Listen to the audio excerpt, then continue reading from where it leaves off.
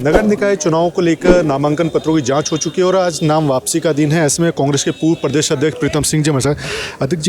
प्रीतम जी, कल जिस तरह का माहौल रहा, आप खुद मौके पर डटे रहे, कल कई चीज़ें हुई हैं, क्या कुछ कहेंगे? नहीं, देखिए, कल जिस तरीके से कांग्रेस के प्रत्याशियों के नामांकन पर आपत्ति व्यक्त की गई और राजनीतिक दबाव देते हुए उनके नामांकन को निरस्त करने का प्रयास जो है सत्ता में बैठे हुए लोगों ने किया, कांग्रेस के प्रत्येक साथी ने उसका पुरजोर विरोध किया और विरोध के बावजूद सरकार को अपने कदम पीछे खींचने पड़े। लेकिन जो आरओ की टेबल पर अधिकारी बैठे थे, उन्हें चुनावी प्रक्रिया की कोई जानकारी नहीं थी। मुझे भी चुनाव लड़ते लड़ते बहुत लंबा समय हो गया है, लेकिन आरओ की स्थिति मैंने कल जो देखी वो बहुत ही दयनीय थी और ऐसा लग रहा था कि उन्हें कोई जानकारी जो है नहीं है, जिस वजह से ये जो कल स्थिति पैदा हुई वो पैदा हुई होनी नहीं चाहिए थी। लोकतंत्र की खुलेआम हत्या करने का काम सत्ता में बैठे हुए लोग कर रहे हैं। आपके सामने है, हरवटपुर में जो कांग्रेस के प्रत्याशी थी उसका नामांकन निरस्त कर दिया गया, मंगलौर में जो कांग्रेस के प्रत्याशी थे उनके नामांकन को निरस्त कर दिया गया और तमाम कई पार्षदों के पूरे प्रदेश के अंदर नामांकन में जो थे उनको निरस्त करने का काम सत्ता में बैठे हुए लोगों ने किया है, जो लोकतंत्र पर एक काला धब्बा है। वैसे आज नाम वापसी का अंतिम दिन है और जिस तरह से बीजेपी का दावा है कि 90% नाम वापस होंगे जो बागी हैं और 90% से ज़्यादा सीटें हम जीत कर आएंगे, तो लगता है पहले से ही वो आश्वस्त इन चीज़ों को? नहीं, देखिए, जीत का दावा करना तो बीजेपी की फितरत में है। वो हमेशा ऐसी बात कहेंगे जिसको कभी अचीव नहीं कर पाएंगे। देश के प्रधानमंत्री ने भी तो कहा था लोकसभा के चुनाव में कि अब की बार 400 पार, क्या 400 पार हुए? यहाँ भी जो है, चाहे मुख्यमंत्री हो चाहे प्रदेश अध्यक्ष हो, तमाम भाजपा के लोगों ने कहा था कि हम बद्रीनाथ भी जीतेंगे, मंगलौर भी जीतेंगे, क्या वो चुनाव जीते?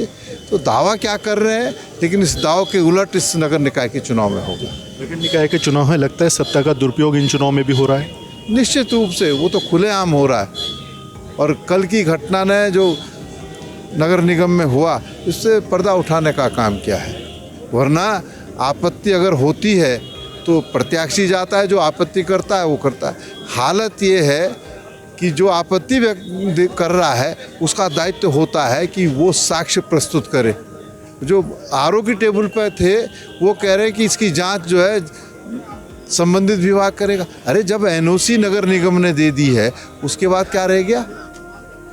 उसके बाद जांच कराएंगे। हम भी चुनाव लड़ते हैं, हम भी कई जगह से एनओसी लेते हैं। एनओसी मिलने के बाद उसको नामांकन पत्र के साथ संलग्न करते हैं, लेकिन जब हम लड़ते तो कभी रिटर्निंग ऑफिसर ये नहीं पूछता है कि क्या नाम इसकी हम जाँच कराएंगे। तो फिर आवश्यकता क्या है फिर एनओसी लेने की?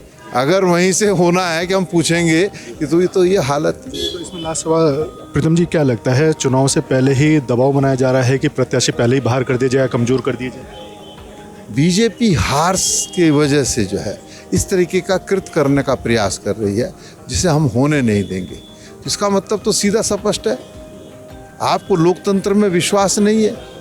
अगर विश्वास होता तो चुनाव मैदान में जाते और जो जनता फैसला करती उसको शिरोधारी करने का काम करते। लेकिन डरी हुई है भाजपा, सहमी हुई है भाजपा, इसलिए इस तरीके का कृत्य कर रही है। उनको संकेत मिल चुका है कि इस नगर निकाय के चुनाव में उनकी स्थिति सही नहीं। ये थे उत्तराखंड कांग्रेस के पूर्व प्रदेश अध्यक्ष प्रीतम जी, चकरौता से विधायक हैं। और जिस तरह से नगर निकाय चुनाव को लेकर नामांकन पत्रों की जांच की गई और अब नाम वापसी हो रही है, उससे पहले जो घटनाक्रम राजधानी देहरादून के नगर निगम में हुआ वो सबने देखा।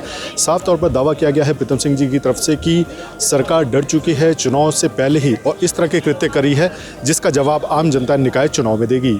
अपने सहयोगी रुपेश नेगी के साथ अजीत काम्बोज, देहरादून।